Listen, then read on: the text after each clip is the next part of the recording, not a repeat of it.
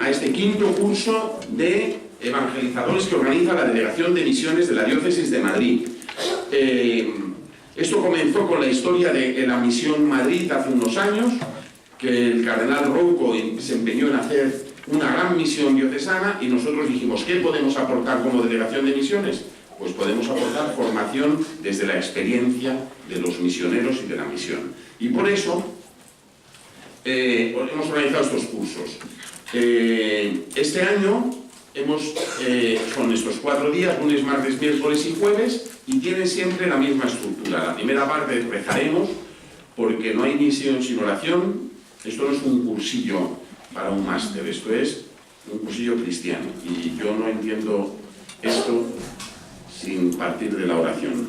Sin el encuentro con Cristo no hacemos evangelización ninguna. Los misioneros no hacen cosas buenas. Los misioneros llevan a Cristo, que es lo mejor.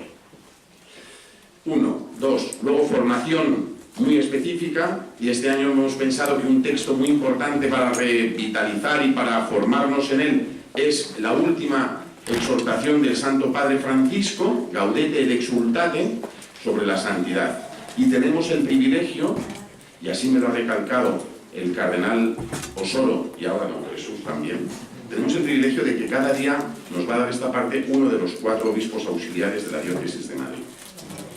Y la última parte será un poco más práctica, un poco más directa, de cómo ser evangelizadores en nuestras parroquias, en nuestros ambientes.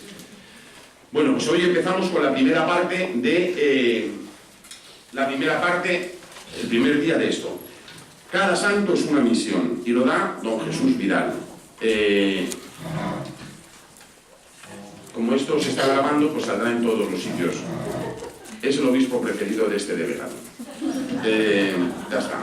Me oirán mañana que no digo lo mismo, no piensen. Por lo tanto, don Jesús, le doy las gracias por estar con nosotros, por darnos la oportunidad de darnos a conocer el texto del Papa y por ayudarnos a ser misioneros.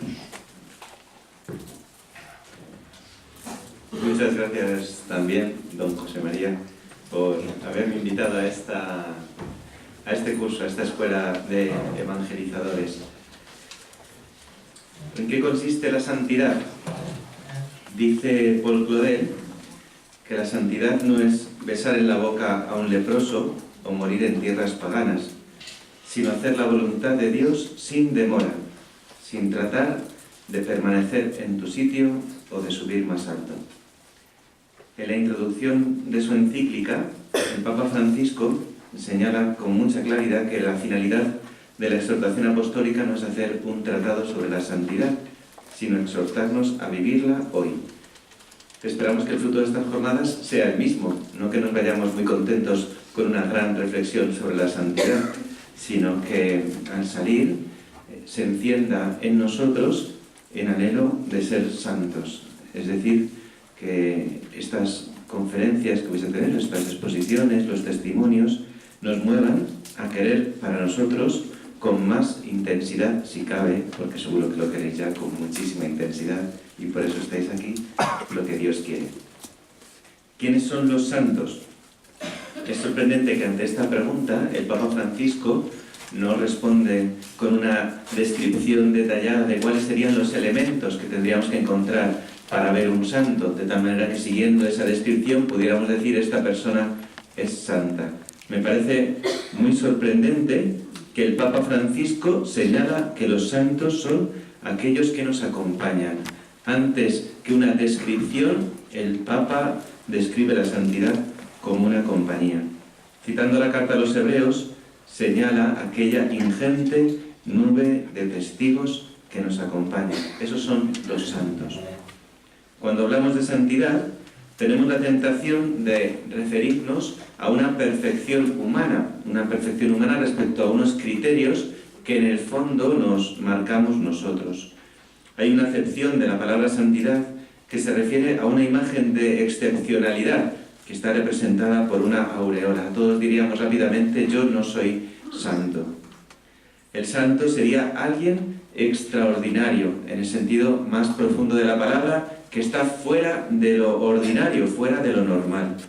Sin embargo, la santidad es la sustancia, el contenido fundamental de toda la vida cristiana, ¿no? Sería un poco dramático decir que nosotros no somos santos, porque estaríamos hablando de la frustración del plan de Dios.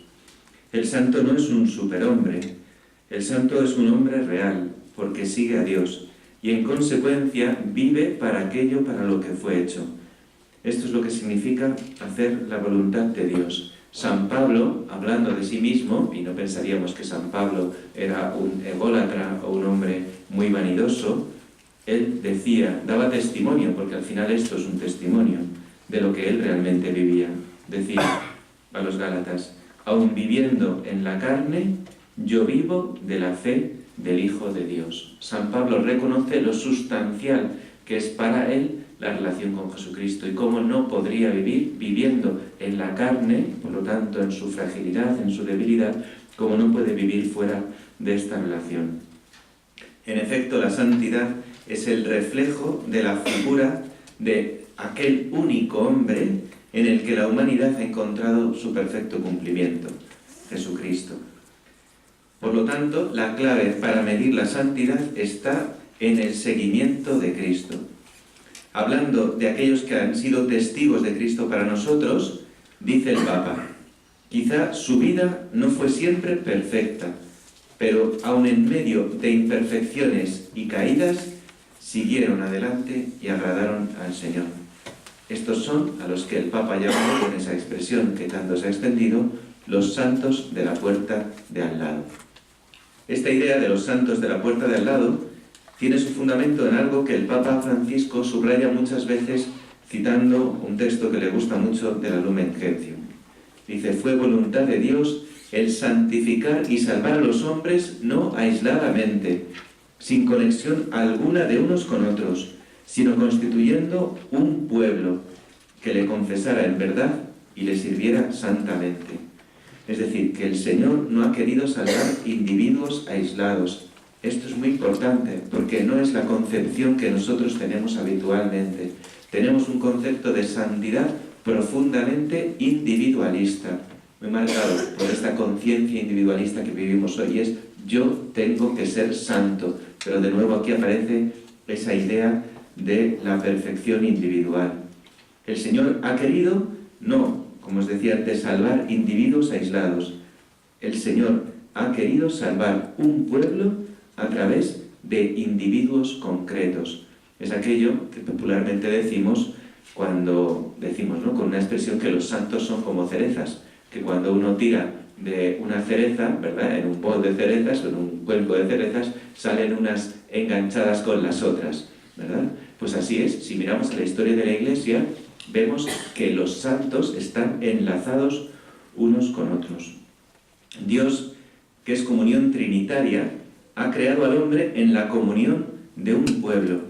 Muchas veces experimentamos esto. Algo que nos puede ayudar a entender esto es una paradoja que yo creo que todos nosotros hemos experimentado alguna vez, ¿no? Y es la perplejidad que sentimos cuando muere un ser querido. Y a veces podríamos dudar: ¿estará en el cielo? Pero entonces nos imaginamos. Yo recuerdo esto, gracias a Dios, en mi familia todavía, en mi familia más cercana no ha muerto nadie. Pero bueno, pues sí que recuerdo esto muy vivamente en relación a la muerte de mi abuela. Y seguro que cada uno de nosotros podíais poner una experiencia de alguien cercano, a quien uno ha querido mucho, y uno piensa: ¿cómo es posible que yo vaya al cielo y allí sea feliz si mi padre, mi madre, mi esposo, mi esposa o mis hijos, a los que yo he querido tanto, no estuvieran allí? Esto, que es una experiencia real y que muchas veces nos llena a los cristianos de perplejidad, ¿podría ser esto posible? Que aquel que yo he querido tanto, yo estuviera en el cielo, aquel lugar de plena felicidad, y esta persona no estuviera allí.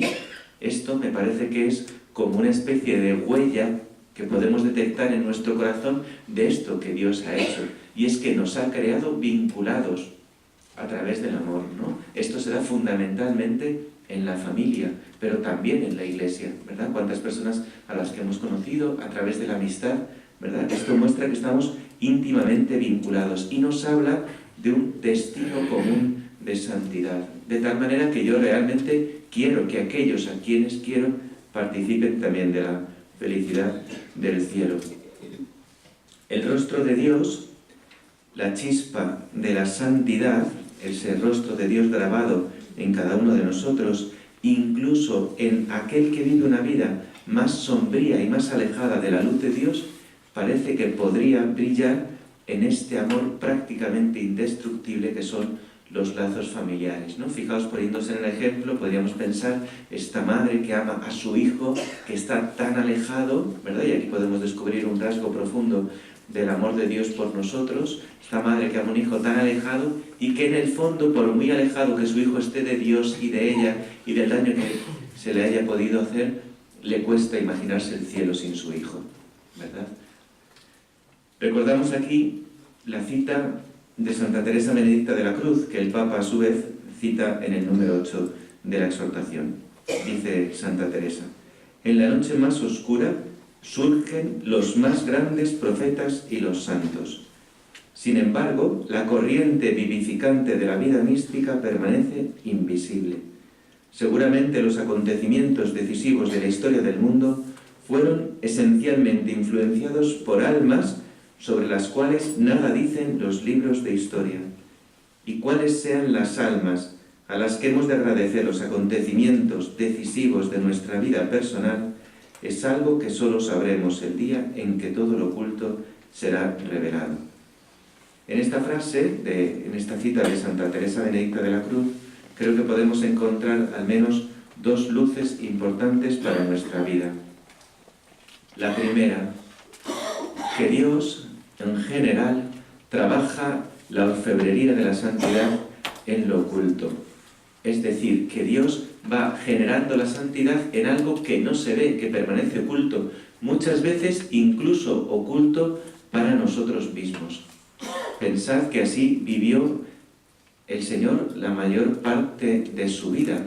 El santo de los santos, esa santidad entretejida en la carne de Cristo, en la mayor parte de su vida fue oculta. De los 33 años de su vida, la mayor parte, 30 años, los vivió en la vida oculta. Pero así ocurrió también con los grandes santos. ¿Qué sabemos de la mayoría de los grandes santos? Nada. Muchas veces sí, pues la geografía, ¿no? La historia de los santos, pues sí que ha tenido como que inventarse o que recrear, ¿verdad? Esto, pues aquí estáis muchas congregaciones religiosas, a veces cuando se canoniza, se beatifica al fundador, uno tiene que andar buscando en la infancia a ver si encontramos ese rasgo en el que ya desde niño era santo, ¿verdad? Y así también ha hecho la Iglesia con la historia de los grandes santos, porque en el fondo, como que lo que la intuición cristiana descubre es esto, es que ya desde niño se ha ido tejiendo. Y muchas veces lo que descubrimos al ver estas vidas es que pues, eran personas totalmente normales, como tú y como yo. No es necesario dibujar una santidad pues, que se vivía en una vida normal y sencilla, pero a través de la cual, a veces vidas más brillantes, a veces vidas más oscuras, incluso vidas de pecado, Dios estaba realizando esa obra de santidad que solo en momentos determinados ha brillado. Y en segundo lugar, que hay una inmensa multitud de santos escondidos, a través de los cuales Dios actúa en la historia. Esta es un poco la segunda luz. Muchas veces nos preguntamos, ¿cómo actúa Dios en la historia? Cuando vemos situaciones dramáticas, ¿no? Pues podríamos pensar en el tiempo de hoy, pero en tiempos antiguos, en el que cada uno de vosotros piense, ¿cómo ha actuado Dios? Dios, muchas veces decimos, Dios no hace nada. No, Dios está actuando a través de una infinidad grandísima de santos ocultos, a los que no vemos, pero a través de los cuales, siendo dóciles a lo que Dios suscita en su corazón, muchos confesando abiertamente a Jesucristo y muchos otros siguiendo sencillamente la voz de su conciencia, Dios a través de ellos realmente va actuando en la historia. La santidad, por tanto, es la forma que tiene Dios para intervenir en la historia. Es el rostro, muchas veces oculto, más bello de la Iglesia.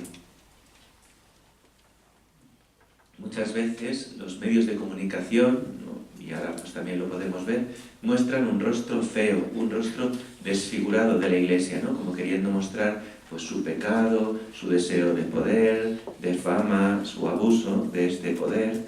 Sin embargo, la Iglesia tiene un rostro muy bello que muchas veces permanece oculto, ¿no?, en esta oscuridad de la historia, y que solo se revelará en su plenitud al final de los tiempos. Creo que al final de los tiempos, cuando veamos el rostro de la Iglesia, aquella ingente multitud de santos que a lo largo de la historia han seguido a Jesucristo y han dejado que Él se hiciera en ellos, nos vamos a sorprender.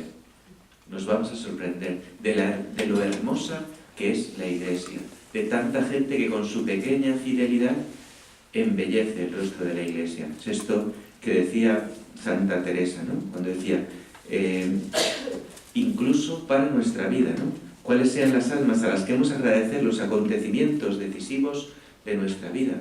Si cada uno de nosotros cuenta el testimonio de lo que ha sido su vida, su historia, ¿no?, seguro que muchas veces en nuestra vida ha participado gente a la que ya no recordamos. A lo mejor algunos sí, y se nos han quedado muy grabados en su corazón, y han sido testigos valiosos para nosotros de Jesucristo, pero a lo mejor muchos otros no, que de una forma sencilla, a través de una intervención secundaria, o a lo mejor no directa, sino indirecta, han participado fundamentalmente en nuestra vida, y a través de ellos Dios la ha tejido, ¿no? Yo eso pues lo puedo ver en mi vida, lo podemos ver en lo externo. Si lo vemos en lo externo, cuanto más en lo interno, ¿verdad? Podéis pensar en el hecho de vuestro matrimonio, o en el hecho de vuestra vida consagrada. Yo lo pienso, desde luego, en el hecho de que yo sea obispo, algo absolutamente inaudito. Uno pues no hubiera podido imaginar. Pienso, ¿cuánta gente habrá intervenido en esto que solo al final pues lo descubriré, ¿no? El Padre José María, como sacerdote, como delegado de misiones, pues cada uno de nosotros puede decir, es que es absolutamente sorprendente cómo hemos llegado aquí, de cuántas personas Dios se habrá ido sirviendo para hacer este camino exterior en nuestra vida. Pues cuánto más el camino interior, ¿no?, cuánto más el camino este que no vemos interior de santidad. La santidad se convierte, por tanto, en el contenido de la vocación primera que cada uno de nosotros recibimos en nuestro bautismo. Al ser bautizados, al ser introducidos en la vida de Dios, la llamada que recibimos es a participar de esta vida y, por lo tanto, a ser santos. El Papa recuerda la conocida frase también de Lumen Gentium 11: todos los fieles cristianos de cualquier condición y estado, fortalecidos con tantos y tan poderosos medios de salvación, son llamados por el Señor, cada uno por su camino, a la perfección de aquella santidad con la que es perfecto el mismo Padre. Y el Papa subraya esta frase: cada uno por su camino. Es esencial. No hay bloques de santidad, sino que cada uno de nosotros tiene un camino. La santidad, como la vocación, podríamos decir, es como el ADN, o como la huella digital. Cada uno de nosotros tiene un código genético único. Cada uno de nosotros tiene una huella digital única e irrepetible. La santidad consiste en que cada uno permitamos a Dios desarrollar su obra maestra en nosotros, conduciéndonos a la perfección de la semejanza con Cristo, ¿no? Cada uno de nosotros tiene una forma concreta de Cristo, o Cristo tiene una forma concreta de hacerse en cada uno de nosotros, ¿no? Tú te tienes que preguntar, ¿quién es Cristo en mí? ¿Cómo se tiene que manifestar Cristo en mí? Cada uno de nosotros estamos llamados a dar testimonio de Cristo de una manera única e irrepetible, sin la cual al rostro de Cristo le faltaría algo, a la Iglesia le faltaría algo, sin esa belleza que se da de Cristo en mí. Muchas veces tenemos la tentación, que hacía referencia antes, de retirarnos por miedo ante esto. No, es que yo no soy santo, no, es que yo no puedo, no, es que yo... No, santidad no es santidad de altar, Eso lo decide la Iglesia unos cuantos años después de nuestra muerte, gracias a Dios. Por eso no tenemos que tener miedo a la santidad. Santidad es santidad escondida, pero real. Es decir, que Cristo pueda mostrarse en mí para embellecer el rostro de la Iglesia. Porque el testimonio que nosotros damos no es la repetición de unas ideas, sino que el verdadero testimonio de Jesucristo es dejar que la verdad de Cristo, la verdad de mi relación con Él, de su relación conmigo, traspase totalmente nuestra vida. Una vida no perfecta, sino una vida llena de arrugas, la vida real. Jesucristo tiene que traspasar nuestra vida real tal y como es, tal y como es. En este sentido, es una imagen muy bonita de la santidad, la imagen de estas, es una imagen que yo leí al padre Rupnik, la imagen de estas lámparas de papel, ¿no? No sé si habéis visto unas lámparas grandes de papel que si la luz les da desde fuera son muy feas, ¿no? Si lo tuviéramos aquí una lámpara de estas de papel, uno diría, esto han dejado aquí un papel arrugado en una esquina, qué cosa más fea, esto es algo así como una basura, ¿no? Como que han dejado aquí en una esquina. Sin embargo, si uno enciende la luz desde dentro, todas esas formas y arrugas se convierten en tonalidades que hacen de esa lámpara un objeto único e irrepetible y que uno pagaría una millonada por tenerlo en su casa. Imaginaos, sin embargo, una lámpara totalmente lisa y perfecta que uno la viera desde fuera, ¿no? Como un bloque perfecto de granito liso, pero que no deja traspasar la luz. Pues al final, muy perfecto, pero no deja traspasar nada. Lo que da la santidad no es la cantidad de manchas que nosotros tengamos, utilizando esa imagen, o la cantidad de imperfecciones. Lo que da la santidad es la transparencia que permite al Señor iluminarlas. Porque cada pliegue, cada arruga, cada mancha de nuestra vida es el testimonio de la victoria de Jesucristo sobre nuestro pecado. Y por lo tanto, de la santidad. Porque la santidad es la victoria de Jesucristo en nuestra vida, no nuestra perfección lograda a base de un esfuerzo, pues al final imposible. Por eso podemos decir realmente que cada uno de nosotros tiene un camino personal de santidad. Y por eso podemos decir, como decía el título de esta primera ponencia, cada santo es una misión. ¿Por qué? Porque cada uno de nosotros tiene una forma concreta de testimoniar a Jesucristo, que está marcada por la vida que nosotros hemos vivido, por nuestro carácter, por nuestra historia, por los pecados que hemos cometido y la forma en la que Jesucristo ha vencido en ellos. Es decir, que cada uno de nosotros es enviado a una forma única e irrepetible de dar testimonio de Cristo, porque es el testimonio de la acción redentora de Cristo en su vida y carácter concreto. Así dice el Papa en el número 14 de la exhortación: todos estamos llamados a ser santos, viviendo con amor y ofreciendo el propio testimonio en las ocupaciones de cada día, allí donde cada uno se encuentra. Esto es nuestra misión. Muchas veces, pues yo hablando con alguna persona, pues que seguro que también os podéis identificar con esta situación, pues que vive en un ambiente de trabajo o en un ambiente de colegio, de universidad, ¿no? Donde uno a lo mejor piensa que es el único cristiano, se encuentra solo y uno dice, pues yo no sé qué pinto en este trabajo, ¿no? Yo no sé qué pinto en esta universidad en la que ninguno de mis compañeros es cristiano. ¿No estaría mucho mejor ver una universidad donde todos fueran cristianos? Ahí el Señor te ha puesto para que tú des un testimonio que nadie más puede dar con tu vida. Y uno dice, no, es que yo no soy perfecto, es que yo no soy, claro, doy un testimonio de Cristo pues muy pobre, claro, pero es que es el testimonio de Jesucristo que Él quiere dar a través de ti en este sitio. Tomando la imagen utilizada por San Francisco de Sales en su introducción a la vida devota, la piedad, nosotros podríamos decir, utilizar el término de la santidad, es como la miel que embellece todas las joyas, todas las piedras, sacando de cada una la mayor belleza posible.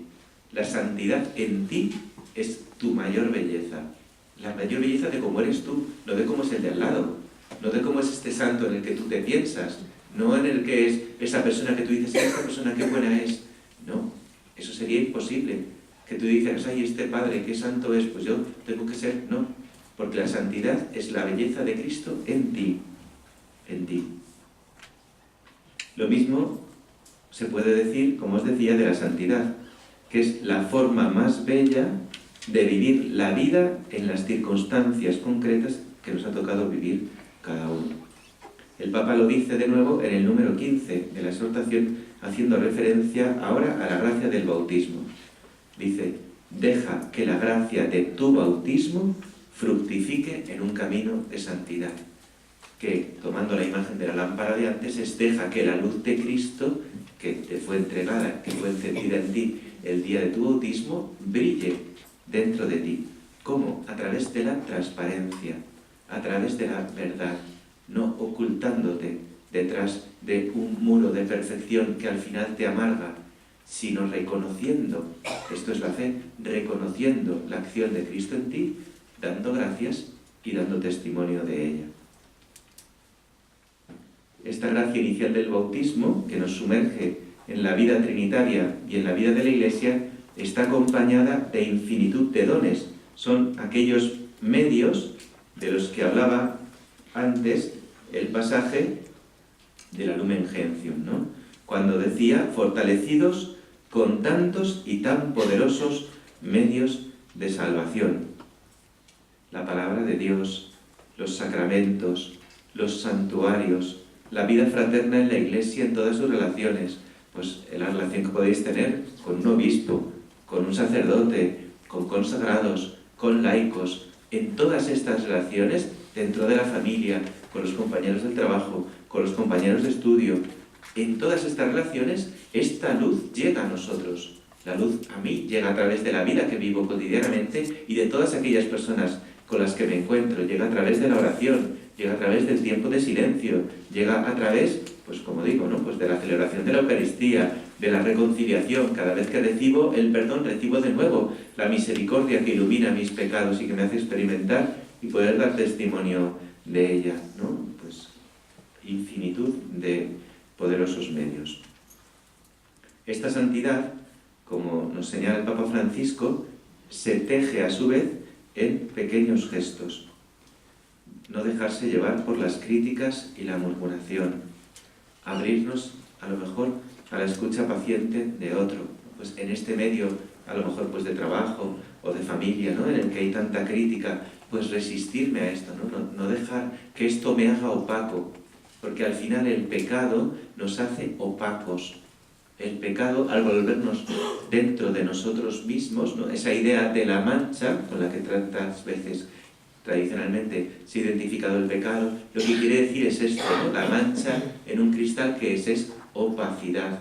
El pecado es opacidad, pero esa opacidad a su vez puede ser iluminada por la luz de Cristo, generando un mármol precioso, ¿no? Un mármol precioso lleno de opacidades iluminadas, ¿no? Por lo tanto, iluminando pues esa murmuración que tantas veces coge nuestra vida, abrirnos a una escucha paciente de los otros, renunciando con paciencia a la ira que muchas veces exige una justicia marcada por nuestra medida, ¿no? Pues renunciando a nuestra medida, mirando y ayudando a los que lo necesitan. Cada uno de nosotros puede pensar como en pequeños ejemplos en los que en nuestra vida se va tejiendo este misterio de gracia y pecado. Este misterio de gracia y pecado, en el que al final lo que importa es que la gracia vence sobre el pecado. Y vence cuando lo ilumina. Y vence cuando va iluminando nuestra vida y así, pues esta de forma sencilla se hace más luminosa. El pecado puesto a la luz de Dios será también una ocasión de conocernos más como frágiles criaturas necesitadas de salvación. Es decir, que incluso en nuestros pecados podemos descubrir con más fuerza el amor de Dios. Esto es lo que han experimentado muchos santos, ¿no? Cuando San Agustín, por ejemplo, escribe las confesiones, o cuando San Pablo nos habla de cómo él pues, ha sido un perseguidor de la Iglesia, ha perseguido a Cristo. Al final, para los santos el pecado no se convierte, el pecado de la propia historia no se convierte en un enemigo insalvable de la propia santidad, sino que al revés, se convierte en la prueba palpable del amor de Jesucristo. Son estos pequeños actos los que nos preparan para un testimonio grande de caridad si ésta tuviera que ser mostrada. Es decir, los grandes santos han ido gestando en pequeños gestos, pero en un momento de la historia, por una circunstancia, como que esto ha quedado desvelado, ha quedado iluminado. Un ejemplo de esto, ¿no?, que es muy querido para nosotros, seguro que lo recordaréis, es la vida de Ignacio Echeverría. ¿Os suena el nombre? Aquel joven, ¿verdad?, que recordamos que con un monopatín intentó salir en ayuda de otros viandantes durante aquel atentado terrorista de Londres de hace algo más de un año, en junio de 2017. Después, ¿verdad?, pues también recordaréis, supimos que este joven era cristiano y que, antes de marcharse a Londres a trabajar, vivía su fe en un grupo de acción católica en la parroquia de San Miguel de las Rozas. Recuerdo en este sentido, porque me llamó mucho la atención, las palabras de la responsable de su grupo en un artículo que escribió en Alfa y Omega en memoria de Ignacio. Decía: los actos de caridad heroica no se improvisan, brotan espontáneamente de la persona, y subrayo espontáneamente, no es algo que uno tiene que preparar, sino que brota de la persona cuyos valores se han ido trabajando día a día, es decir, de la persona que se ha ido dejando iluminar, de una persona que con una vida sencilla y aparentemente ordinaria ha sabido vivir cada momento de su vida de una forma extraordinaria. Así, en los actos cotidianos de cada día es como se va desarrollando una santidad que no es el fruto de un ingente esfuerzo por la perfección, sino la docilidad cotidiana a los impulsos del Espíritu, eligiendo a Cristo en cada cosa y renunciando así a buscar nuestra propia salvación. Seguro que muchas veces, yo lo he pensado muchas veces, que vosotros también habéis pensado muchas veces, el misterio del martirio, ¿no?, el entregar la vida de una forma sangrienta. Y uno piensa en esto, yo pienso, por ejemplo, últimamente en las historias que he conocido más, que es la de los seminaristas mártires de la persecución religiosa en España, que están en proceso de beatificación. El año pasado, aprovecho para hacer publicidad, inhumamos uno de ellos en la capilla del seminario, podéis ir ahí a rezar por él y por sus compañeros, y Ángel Trapero. Y la vida de estos seminaristas, uno lo piensa, yo esto lo reflexioné mucho con los seminaristas, yo antes de ser obispo era el rector del seminario, para que no lo sepan, por eso cuento la anécdota, y yo esto lo reflexioné mucho con los seminaristas. Estos seminaristas mártires fueron mejor que el resto de seminaristas, eran mejor que los seminaristas que hay ahora. Pues mejores, yo creo que no, yo creo que no eran mejores. Es decir, eran normales, eran seminaristas normales, enamorados de Jesucristo, que querían seguirle, que querían ser sacerdotes santos, como los seminaristas de hoy, que todos quieren ser sacerdotes santos, y que hacen lo que pueden para seguir al Señor. Pero en esa vida cotidiana, el Señor les preparó para que en un momento dado pudieran dar este sí, ¿no? Y el Señor les iluminó para, con un rayo fuerte de luz, poder iluminar esa vida de tal manera que a nosotros nos ilumine y que veamos ahora esa entrega máxima de su vida. Vamos comprendiendo, por lo tanto, qué quiere decir el Papa Francisco cuando afirma, en el número 19 de la exhortación, que para un cristiano no es posible pensar en la propia misión en la tierra sin concebirla como un camino de santidad. Es el texto que leíamos en la adoración. Porque esta es la voluntad de Dios, vuestra santificación. Por lo tanto, cada santo es una misión. Es decir, cada santo, cada uno de nosotros, porque los santos no son aquellos extraordinarios, cada uno de nosotros es un proyecto del Padre para reflejar y encarnar en un momento determinado de la historia y en unas circunstancias concretas un aspecto del Evangelio. Esto es lo que Dios quiere de ti. ¿Cuáles son tus circunstancias? ¿Estás casado? ¿Estás soltero? ¿Estás viudo? ¿Estás separado?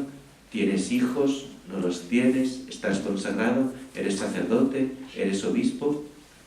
En la circunstancia en la que sea, tu vida es un proyecto para que refleje la luz de Dios en esa circunstancia. Eso es para lo que Dios te ha llamado. Por eso se puede decir que cada santo es una misión, que tu vida es una misión. Y esto se puede entender en dos sentidos. Que cada santo tiene una misión concreta, que es esto a lo que me refiero, las circunstancias que te rodean, y que cada santo tiene una misión porque tu misión es precisamente permitir el desarrollo de la santidad en ti en esas circunstancias. Y esto es algo como muy valioso. ¿Por qué? Porque no permite que ninguno de nosotros pensemos que nuestra vida no tiene sentido. ¿Cuántas veces decimos, ay, pues es que, no, esto, perdóname si esta es la circunstancia de alguno de vosotros o de vosotras, ¿verdad? Pues un chico o una chica que van pasando los años, ¿no? Y a lo mejor no se casa, hubiera pensado, no, pues es a veces una circunstancia muy habitual en la iglesia, ¿no? Y hubiera pensado, ay, pues es que entonces mi vida hubiera sido... No, tu vida tiene un sentido muy fuerte. Tu vida tiene un sentido muy fuerte, que es en tus circunstancias concretas, familia, trabajo, amigos, iglesia, dejar que la luz de Dios te traspase. Tu vida tiene una misión. La mujer que a lo mejor, o el hombre que se han casado y vive su matrimonio pues un poco defraudados, pues yo pensaba, mis hijos no consigo hacerme con ellos, me siento un poco fracasado. No. En estas circunstancias concretas, tu vida tiene una misión, que es dejar que la luz de Dios la traspase. Este joven que a lo mejor no acaba de encontrar, pues qué es lo que quiere el Señor de él en su vida, pues las relaciones un poco difíciles, no. Tu vida tiene un sentido muy concreto, tiene una misión, que es dejar que Dios la traspase en esta circunstancia concreta. Y esta santidad solo se entiende como seguimiento de Cristo. La santidad es esto, ¿no? Lo decía al principio, lo voy a desarrollar ahora un poco más, es la relación con Jesucristo. Un ejemplo de esto lo podemos encontrar en las palabras del protagonista de Diario de un cura rural, de Bernanos.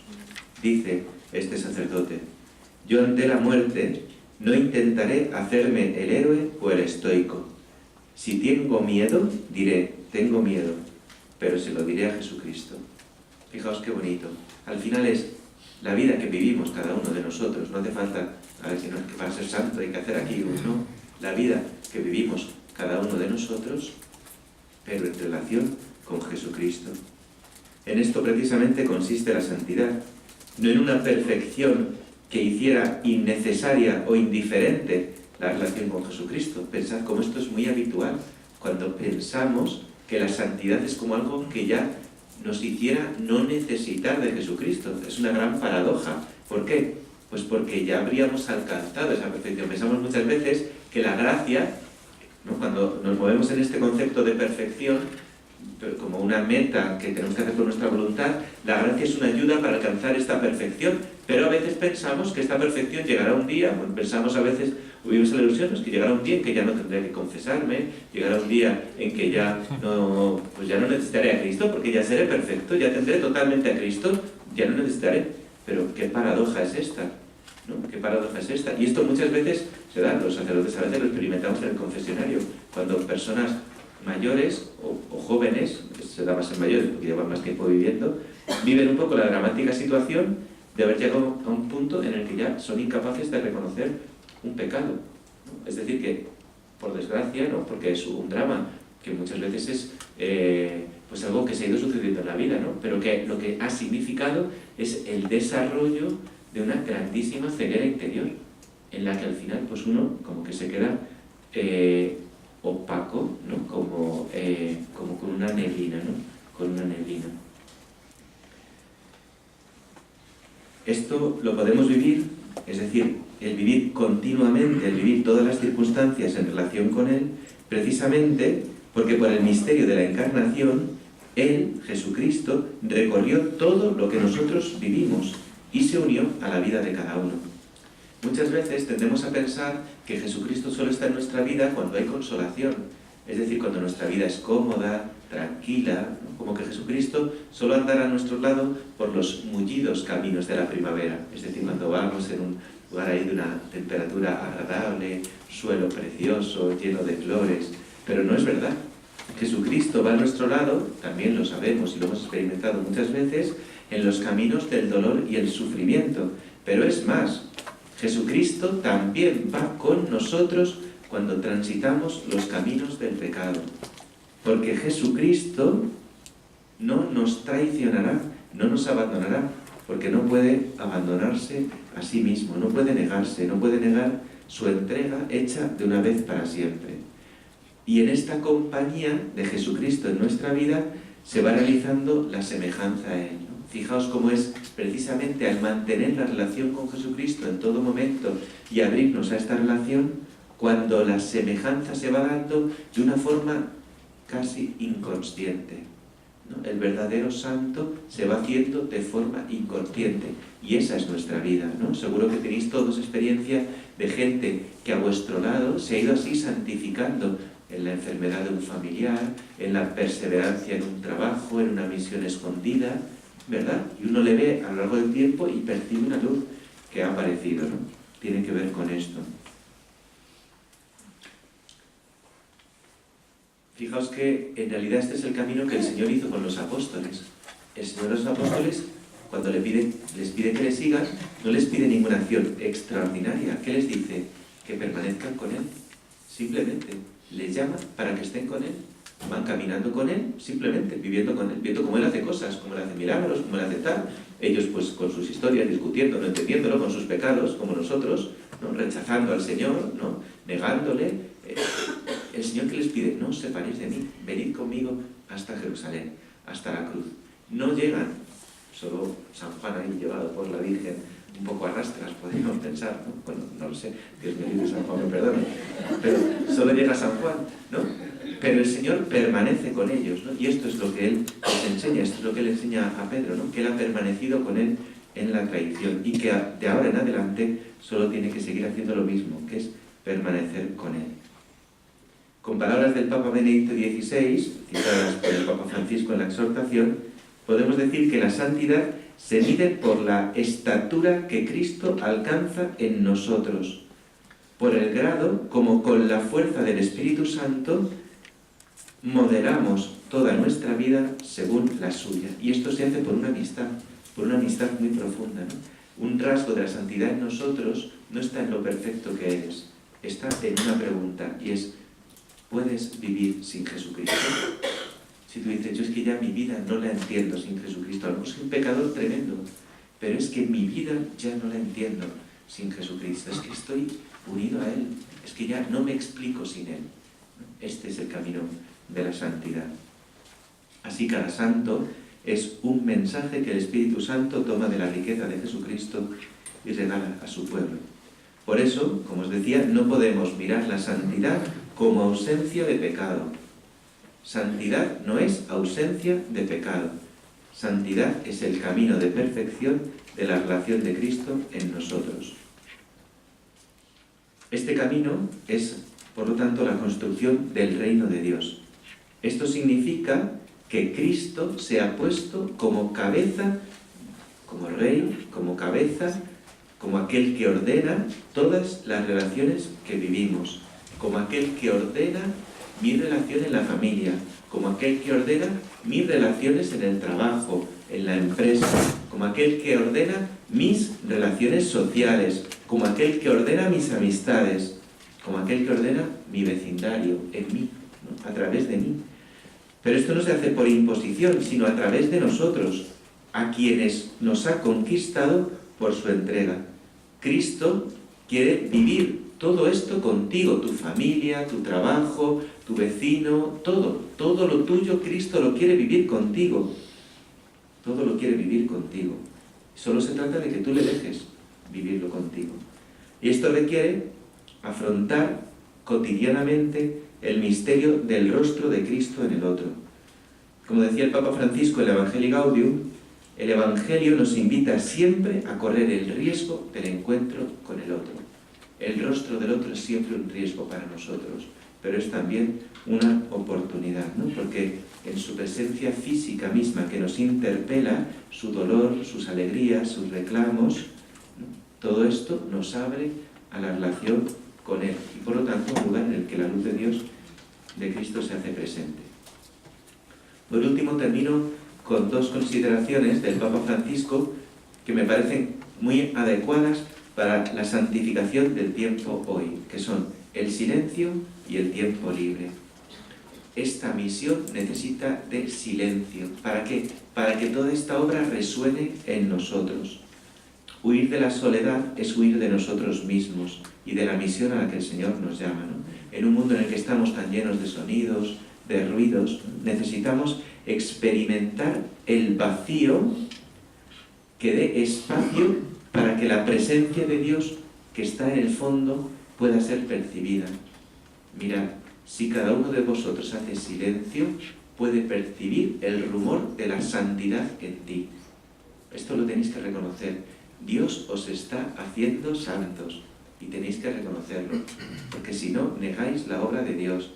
Y cuando uno hace silencio, en la tristeza, en la soledad, en la pobreza, en lo que cada uno ve, uno como que descubre como si fuera como ese sonido, ¿no?, de un artesano que está trabajando ahí en silencio, ¿no?, ese rasgar la madera, ¿no?, o ese pulir. Esa obra Dios la está haciendo en ti, pero necesitas silencio para poderla reconocer, para poder reconocer que necesitas a Jesucristo. En la soledad uno experimenta esto, que tiene sed, que necesita a Jesucristo. Necesitas experimentar esto para que veas que es verdad, que Dios está actuando en ti y puedas darle gracias. Y en segundo lugar, el tiempo libre. El tiempo libre es también un indicador de hacia dónde se va nuestro corazón, ¿no? Tiene mucha relación con lo que os decía de la soledad. Todos necesitamos descansar, pero ¿cómo descansamos? ¿Dónde descansa nuestro corazón? Una vida muy activa, acompañada de espacios clausurados. Esto es para mí, y aquí no entra nadie. Podríamos decir, ni Dios. Cuidado con esto, ¿no? Cuidado con esto. Aunque esto sea un 0,05% en medio de una vida entregadísima, ¿no? Al final nuestro corazón, si descansa, tiene que descansar en Dios, ¿no? Tiene que descansar en Dios, porque esto podría llevar a una doblez de vida en la que la vocación y la misión no sea el centro, ¿no? Como consecuencia, dice el Papa Francisco, es la propia misión la que se resiente, ¿no? Muchas veces nuestra vida, como decía antes, se hace oscura, opaca, por esto, porque no descansamos en Cristo, porque no descansamos en el silencio, en el sonido de la obra de Cristo en nosotros, ¿no?, en ese reverberar de la obra de Cristo en nosotros. El espíritu de santidad, por lo tanto, ha de impregnarlo todo: la familia, el trabajo, la amistad, la política, la economía, la soledad, el descanso. No hay nada que quede fuera de esto. Todo es tiempo de misión, todo es tiempo de santificación. Termino ya, de verdad, leyendo una frase o un párrafo del número 24 de la exhortación, ¿no? Querría que esto, que os leo ahora, que son palabras del Papa Francisco, de estas que él nos dice así directamente, no es una exhortación escrita en segunda persona, pues que esto se cumpla para cada uno de nosotros. Dice así: ojalá puedas reconocer tú cuál es esa palabra, ese mensaje de Jesús que Dios quiere decir al mundo con tu vida. Déjate transformar, déjate renovar por el Espíritu para que eso sea posible. Y así tu preciosa misión, única e irrepetible, no se malogrará. El Señor la cumplirá también por medio de tus errores y de tus malos momentos, con tal de que no abandones el camino del amor y estés siempre abierto a su acción sobrenatural que purifica e ilumina.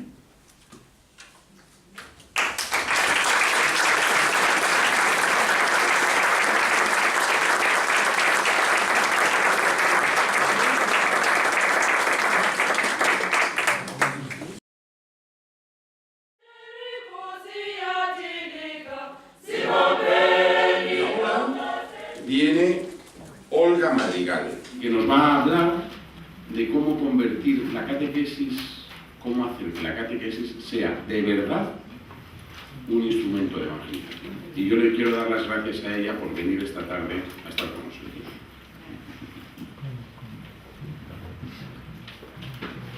Bueno, primero que nada agradecer a nuestro querido obispo, don Jesús Vidal, porque esa reflexión que nos ha hecho sobre la santidad a través de la carta apostólica de la exhortación del Papa, pues nos ha llegado, ¿verdad? Y darle las gracias a don José María Calderón, pues, por aceptar este embolado en el que me ha metido la hermana Pilar. Porque al llegar me ha dicho, mira, fíjate que hay una charla que no puedo yo por esto y el otro, y tuve y le dije, pero hermana, ¿qué voy a decir yo? Tú sabrás, muy bien. Bueno, pues muy bien. Os pido, ante todo, pues comprensión por mis limitaciones. Yo os voy a hablar, os voy a expresar la experiencia que yo he tenido en la catequesis, sobre todo la catequesis saltenses, en Centroamérica, México, y también en mi experiencia pastoral aquí en España. Es lo que puedo compartir con vosotros.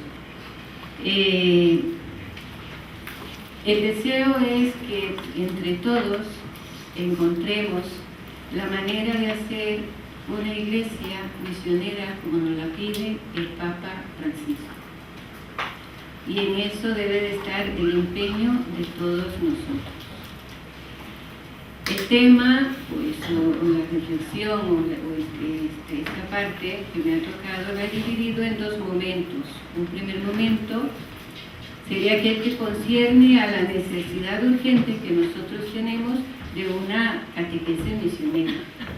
Y la segunda parte, pues, un poquito, que he dilucidado un poco, acerca de algunos aspectos que podemos tomar en cuenta para que nuestras catequesis sean misioneras, desde mi experiencia. Claro, vosotras tenéis una gran experiencia, sobre todo las que son religiosas, y también en la visión oyente se dirá, bueno, ha faltado esto, pero desde mi experiencia puedo decir esto. Bueno, muy bien. En el año 1979, el Papa Juan Pablo II nos da la exhortación apostólica Catequesis Tradendi.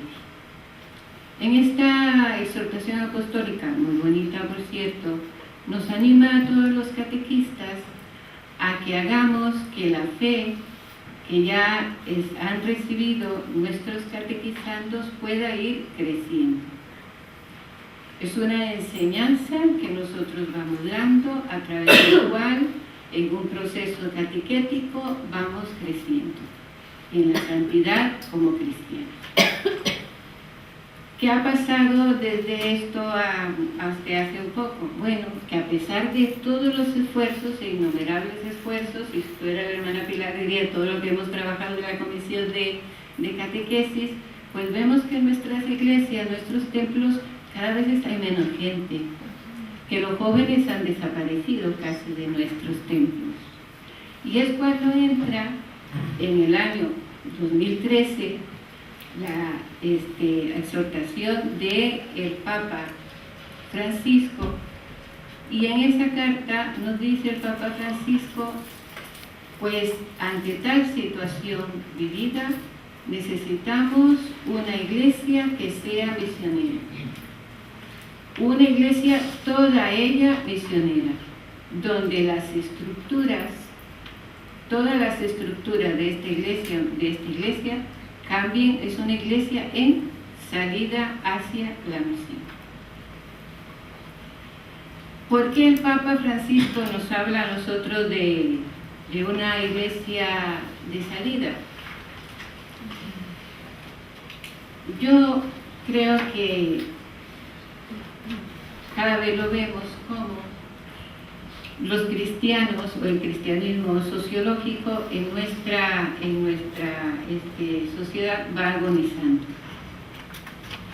Mirad, en épocas pasadas, ya desde niños, más o menos, unos más, otros menos, todos sabíamos algo sobre el cristianismo. ¿Por qué? Porque es que la misma sociedad nos invitaba. Conocíamos el tiempo de Semana Santa, el tiempo de Navidad. Hoy día son unos queda encender esa ventanita que tenemos en nuestras casas, que es la televisión, para darnos cuenta de la idea que tenemos ahora, por ejemplo, de la Navidad, que dista mucho de la Navidad cristiana, claro.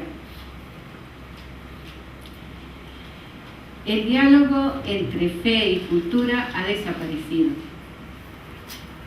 A un chico, por ejemplo, hoy día le demostramos, a uno de los chicos, otros no, le mostramos un cuadro, por ejemplo, de la Anunciación de Murillo, o de otro de los artistas, qué sé yo, ¿no? De los pintores, Botticelli, y le preguntamos, ¿tú qué ves? Ya no desde la perspectiva de los colores, no, ¿tú qué ves? Y te dice un chico declarándose a una chica.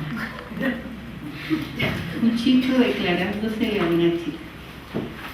¿Por qué? Porque ese diálogo entre fe y cultura está desapareciendo.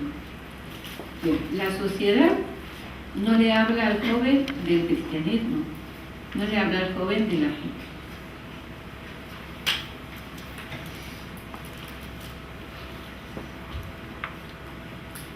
No pocas veces encontramos también abiertamente expresiones o voces que van en contra del cristianismo y en contra de la cultura cristiana.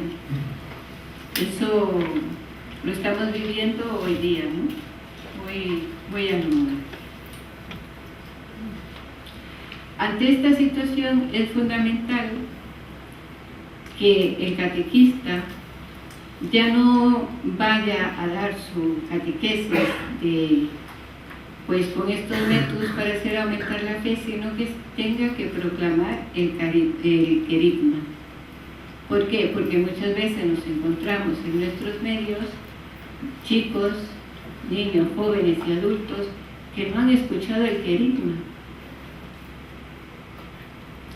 Y esto es importante porque en la Iglesia nosotros no estamos acostumbrados a proclamar el querigma. No estamos acostumbrados. Estamos acostumbrados a que ya ese querigma se ha dado. Y entonces mi actividad ante ese querigma es hacer crecer la fe en esa persona. Hace años, cuando un español quería ser misionero, pues salíamos de España y nos íbamos a la misión Gentes, y en esos países nosotros hacíamos la misión. Hoy día, lo que el Papa nos dice es que tú en tu propio país, en tu propia iglesia, tienes que ser misionero. Y tienes que proclamar y hacer alumbrar la fe en las personas que te rodean. Y eso es una tarea que nos compete a todos.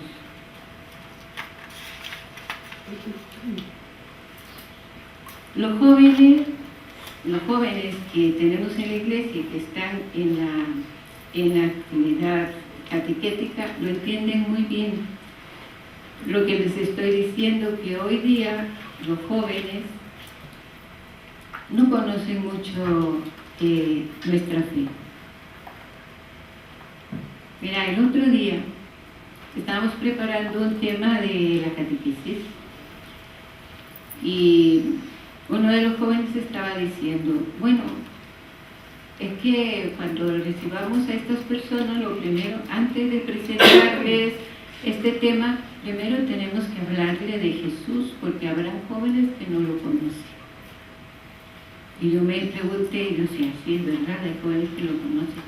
¿Cómo es posible que en una sociedad que llevamos tantos años de cultura cristiana haya jóvenes que nunca hayan escuchado hablar de Jesucristo? Pues sí, o han escuchado hablar de Jesucristo y el cristianismo, de que les puede llegar, de oídas o de forma negativa. Por eso nosotros tenemos que pensar que nuestras catequesis tienen que ser misioneras. Y tenemos que cambiar el chip a una catequesis misionera. para poder dar esta catequesis misionera, o para que nosotros podamos surgir en esta catequesis misionera, yo he pensado en algunos aspectos que nos pueden ayudar. Una primera cosa es que el catequista debe de sentirse llamado. Esa llamada ya la ha recibido, porque todos los cristianos somos llamados a participar en la triple misión de Cristo, sacerdote, profeta y rey. Ya tenemos esa llamada. Pero dentro de esa llamada, nosotros tenemos que recibir, o el catequista debe de sentir esa llamada a entregarse al hermano, al ir al hermano, al encuentro del hermano. Porque esa llamada es fundamental. Es la que va a marcar toda su actividad misionera. Mirad, yo me sentí llamada a los 18 años, bueno, tuve mi encuentro con Cristo a los 18 años, y yo creo que en ese momento Jesús me sedujo y yo me dejé seducir. A los 20 años empecé mi acción misionera. Y en mi acción misionera yo descubrí que mi vocación era ser laico dentro de la iglesia, para poder meterme y poder estar en todos los ambientes donde yo podía evangelizar, donde yo podía llevar a Cristo, ambientes cristianos y no cristianos.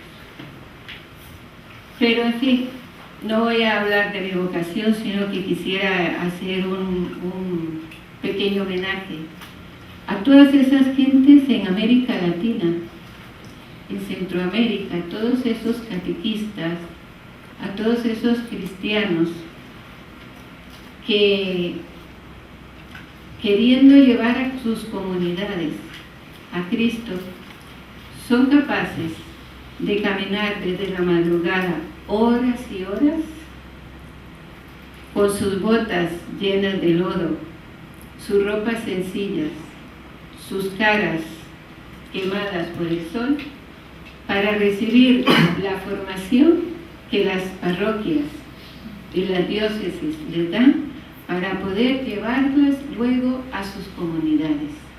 Ahí está Cristo vivo, en cada uno de ellos. Cuando te sonríen, cuando te abrazan, dices tú, es que está Cristo vivo en cada una de esas personas.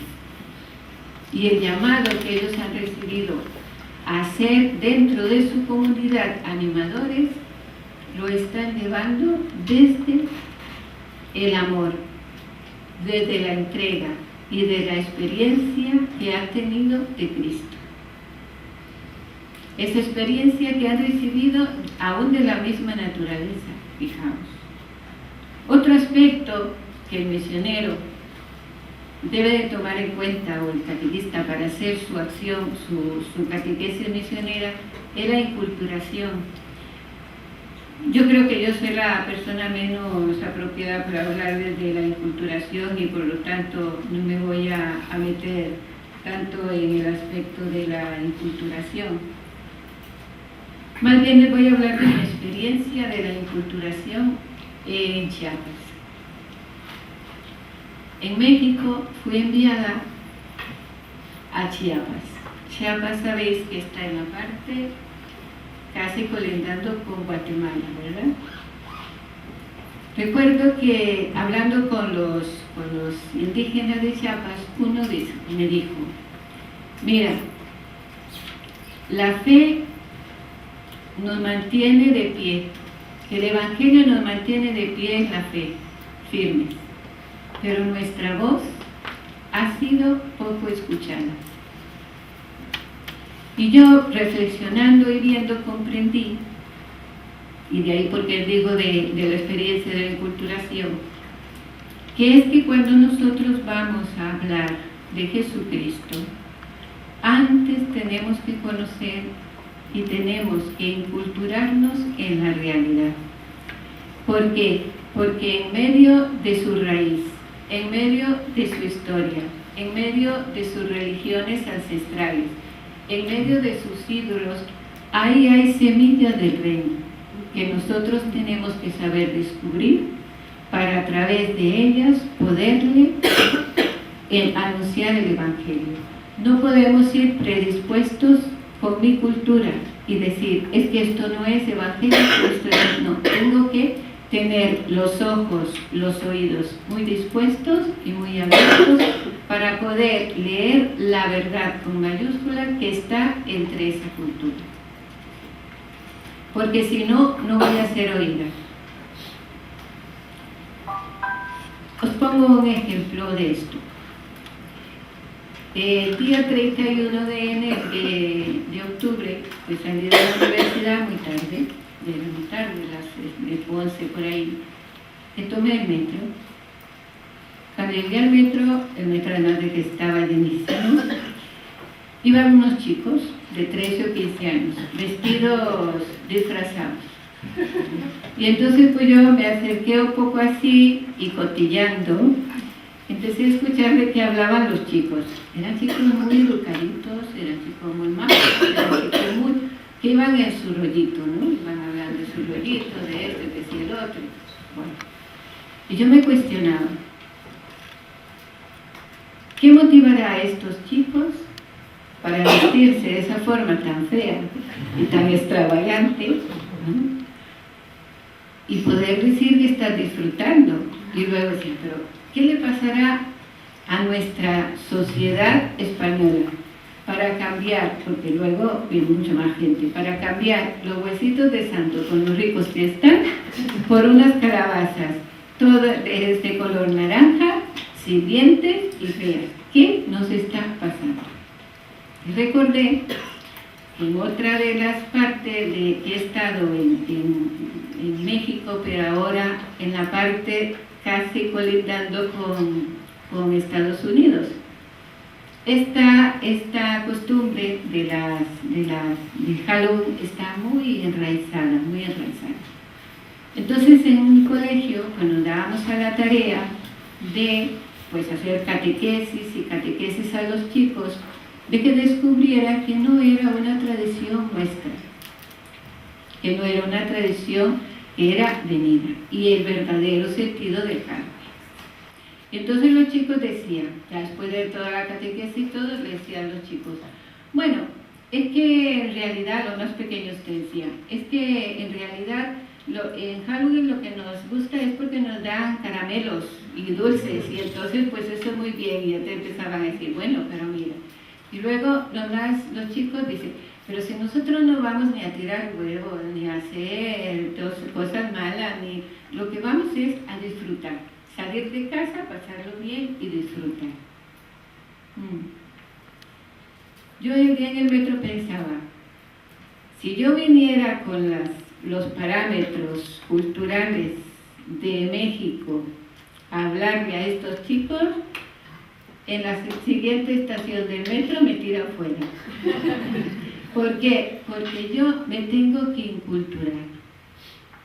Me tengo que meter en los jóvenes y ver qué es lo que motiva a esos chicos para empezar el diálogo, no una catequesis, para empezar el diálogo con esos chicos. Y esto lo tenemos nosotros que tener muy asumido. Si nosotros no nos metemos, fijaos, en nuestra iglesia hoy día estamos echando en falta a los chicos, ¿a que sí? Llegamos a la iglesia y decimos, uy, cómo hace falta jóvenes y esto.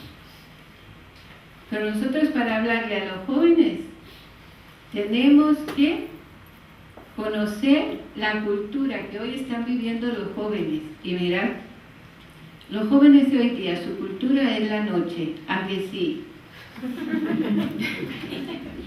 La noche. Y mirad, la noche de los jóvenes de hoy dista de mi noche. Y de mi noche cuando yo era joven, que ya ha llovido, Imaginaos cómo el misionero catequista debe de meterse. Por eso es que yo siempre digo, si el más ideal es el joven, que le hable al joven en su mundo para poder decirle, Cristo te ama. Tienes una razón de vivir, de existir y de morir. Pero esto, por eso digo, esto de inculturarse es importante.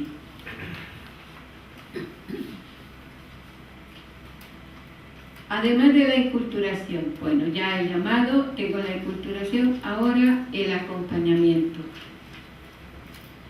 Yo creo, en la Iglesia se ha hablado durante estos últimos años mucho del acompañamiento, mucho. Y yo creo que el acompañamiento es fundamental. Mirad, mi experiencia me ha dicho que en el acompañamiento no jugamos todos, los cristianos. Pero ese acompañamiento lo tenemos que saber hacer, porque no podemos llegar y decirle a una persona, pues mira, esto es lo que Jesús dice y ya. No. Fijaos, el Papa Francisco, en el Evangelii Gaudium, desde el número 169 al 173, nos habla de este acompañamiento personal en estos procesos de crecimiento. Y el Papa nos dice que es tan importante este acompañamiento personal, pero es de tanto respeto, tan delicado, tan lento, tan sutil, tan importante, que el Papa pone en la frase un texto bíblico muy bonito. Hay que aprender a quitarnos las sandalias ante la tierra sagrada del otro. Y eso es importante que lo asumamos como misioneros catequistas. Es un acompañamiento tan sutil, como les decía, tan despacio, tan lento, con tanto respeto a la persona, que se da muy despacio, muy despacio. En el año 1996 me tocó, o me mandaron, o el Señor me envió a una escuela en un país de Centroamérica, Costa Rica. Y en este país, a las periferias, ¿no? Y en este país, a la escuela que me mandaron, pues este país tiene establecido que los chicos están escolarizados hasta los 15 años y deben de permanecer en la escuela hasta los 15 años. Cuando yo llegué a la escuela a dar las clases de religión, pues me encontré con que el director había hecho su forma de organización en el sexto año, ¿no? El último año de primaria. De manera que había 3 cursos. El primer grupo pues era de chicos que eran muy buenos y que eran muy inteligentes. El segundo curso, menos buenos y menos inteligentes. El tercer curso, de chicos muy pacientes porque estaban esperando cumplir 15 años para irse fuera ya, a la calle, ¿no? Bueno, cuando yo llegué a dar clase a ese grupo, efectivamente me di cuenta que de pacientes no tenían nada, Las sillas por todo lado, ellos jugando con un balón que habían hecho de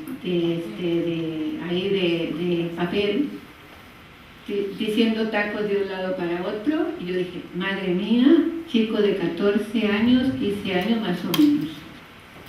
Yo llegué y me senté y dije, por favor, con esta vocecita tan pobre que tengo, por favor, silencio. Por favor, silencio, nada. Silencio, nada. Dije, me senté.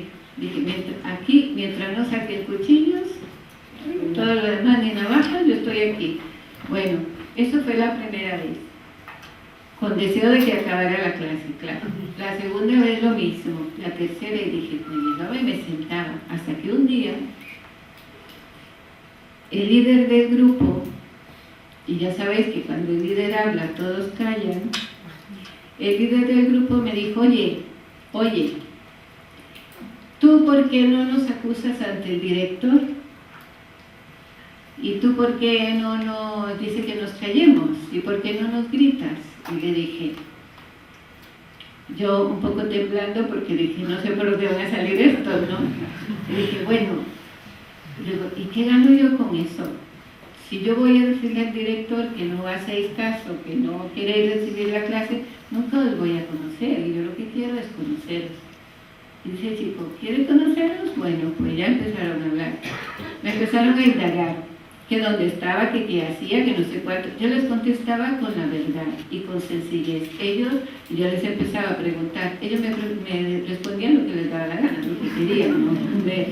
Pero ese contacto de ahora llego a la clase y yo hablo con vosotros y les pregunto, me di cuenta de esto. Eran hijos de drogadictos, prostitutas, ladrones, pandilleros.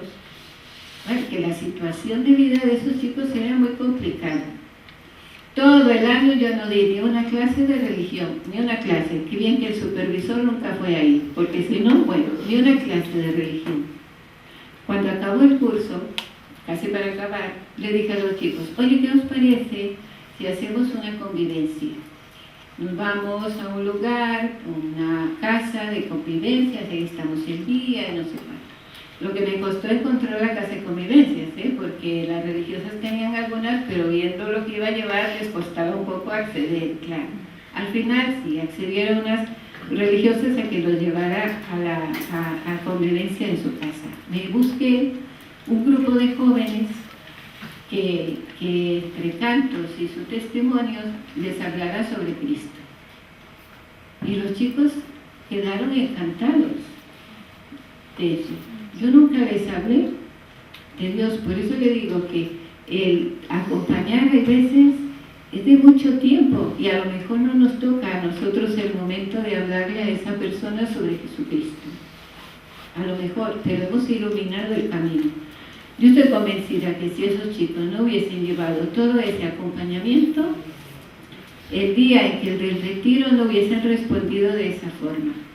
Y a veces el Señor te lo deja ver un poquito, porque el Señor en ese aspecto no deja que te digas, uy, que todo lo que he hecho un poquito. Porque una vez que me tocó ir otra vez por ahí, me encontré ya un chico, pero que era un chico inmenso de 30 o 40 años, y me dice, oye, tú no te recuerdas, pero tú fuiste mi maestra. Digo yo, ¿así? Digo, un policía.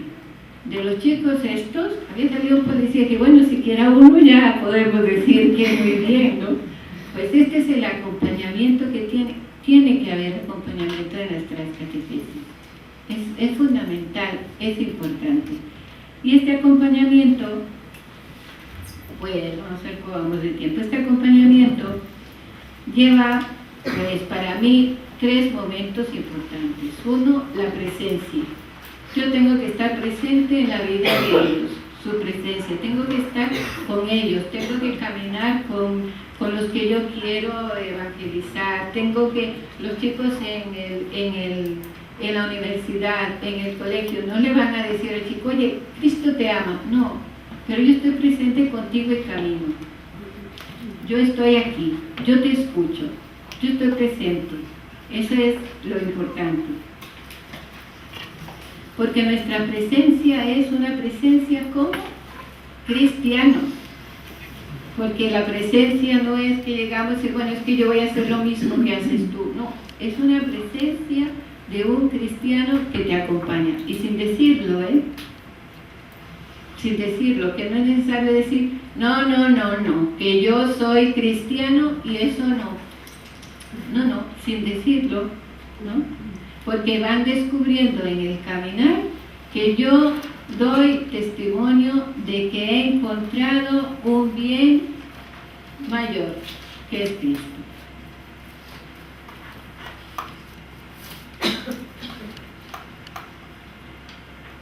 Algunas veces en nuestras misiones, esta presencia, pues,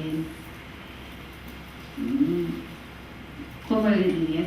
Esta presencia es tan sutil también y tan importante. Mirar, a ver si los explicara a través de una experiencia. Cuando fui a una de las misiones, empezamos a dar unas pláticas, unas charlas sobre pues, el matrimonio, las catequesis normales que se dan, ¿no? Y dentro de los matrimonios había una pareja que muy tristes, ¿no? Y como de estas personas que están pero no están, como algunos, ¿no? Que dicen, a ver, están o no están, ¿no? Entonces yo indagué sobre estas personas y dije, oye, mira, hay una pareja que está en las catequesis y esto, pero yo le digo así. Y me dice la persona de la comunidad, mira, mejor habla con ellos, ve y los visitas a su casa, y digo que sí, y yo los visitaré y vemos. Una situación, me llegué a la casa, todo muy triste, muy esto, y empecé a hablar con ellos. Bueno, el Señor se dedicaba al cultivo de mangos, que ahora están llegando aquí a nuestro país, los mangos, ¿no? La fruta esta con unos árboles muy grandes que ahí está. Entonces, los mangos al madurar, pues los pajarillos pues van y pican el mango y eso no se vende. Entonces el padre lo que hacía es que cuando los pájaros iban a picar la fruta, pues con un revólver o una escopeta que tenía, pues lanzaba un disparo y los pájaros se iban. Era su forma de que los pájaros se... Resulta que su hijo de 10 años estaba jugando, se sube al árbol y está jugando que es un pájaro. El padre cree que son los pájaros, dispara y mata al hijo. Yo siempre lo pongo, aunque es muy fuerte, porque digo, es que a veces en nuestras catequesis, antes de hablar de muchas cosas teológicas, tenemos que empezar por la presencia, ¿no? Porque yo dije, esta persona no está para ir a la charla de catequesis, estas personas están para que yo pierda, así entre comillas, el tiempo, escuchando y escuchando y escuchando su situación. Hay que consolar, hay que aliviar, porque el misionero catequista también ayuda a aliviar, a sanar heridas. Y no necesitamos ser ni psicólogos, ni psiquiatras, no. Nuestra presencia y el amor a Cristo y el Espíritu Santo, que nos primerea, como dice el Papa, siempre nos ayudará a que sepamos decir la palabra oportuna a la persona que necesita escuchar. Eso es importante. Además, este acompañamiento se debe hacer con nuestro testimonio, porque claro, si yo digo, bueno, pues mi presencia es importante, sí, pero el testimonio también. Y ahí nosotros los cristianos pues tenemos que poner mucho de nuestra parte. El Papa nos dice en Evangelii Gaudium 98, fijaos, dice, dentro del pueblo de Dios y en las distintas comunidades, cuántas guerras, en el barrio, en el puesto de trabajo, cuántas guerras por envidias y celos, también entre cristianos. La mundanidad espiritual lleva a algunos cristianos a estar en guerra con otros cristianos que se interponen en su búsqueda de poder, prestigio, placer, seguridad o economía. Nuestro testimonio como de cristianos debe de ser, dice el Papa, y lo creemos y lo sabemos, parte de una conversión. Yo he encontrado a Cristo, yo me he dejado, estoy enamorada de Cristo, me he dejado encontrar con Cristo, y este Cristo, este bien que yo tengo, te lo quiero ofrecer, y yo te lo ofrezco a través de mi testimonio. Pobre, pero a través de mi testimonio, y la persona descubre en mí la presencia de Cristo.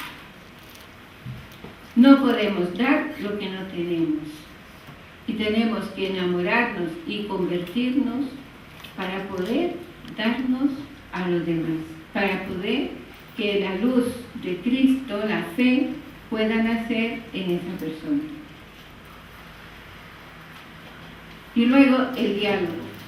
El diálogo, el hablar con estas personas, el estar siempre ahí con ellos, esto es importantísimo. Cuando nosotros damos estos pasos de presencia, de acompañamiento, y vemos que ahora sí puedo anunciar el Evangelio, ahora sí puedo hablarles de Cristo, porque la misma persona me lo pide. La misma persona dice, bueno, y empezamos a hablarles sobre el mensaje de Jesucristo. Los laicos, con el respeto de los sacerdotes y de las religiosas, los laicos somos expertos en acompañar y somos muy eficaces en acompañar, porque nosotros nos podemos meter dentro de las estructuras que por su condición de consagrado los religiosos o los sacerdotes no pueden. Y desde ahí acompañamos de una forma formidable.